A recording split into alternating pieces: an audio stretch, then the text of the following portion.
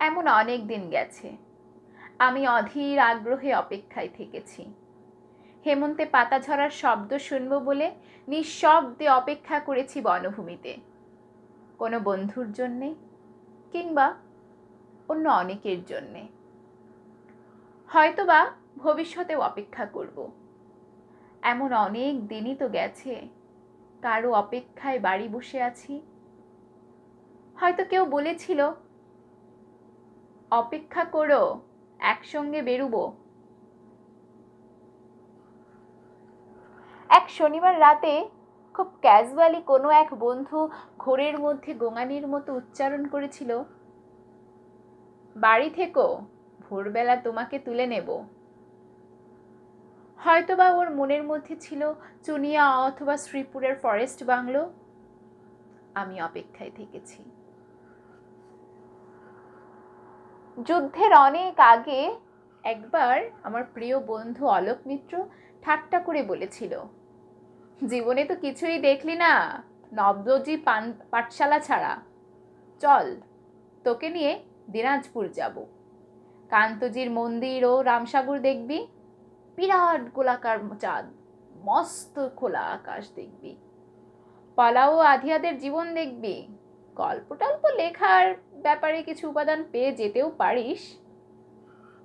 তৈরি থাকিস, আমি আসব।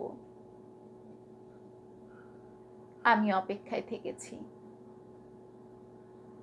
আমি বন্ধু, পরিচিত জন, এমনকি শত্রুর জন্যেও অপেক্ষায় থেকেছি। বন্ধুর মধুর হাসি আর শত্রুর ছুরির জন্যে অপেক্ষায় থেকেছি। কিন্তু তোমার জন্য আমি প্রতীক্ষায় থাকব।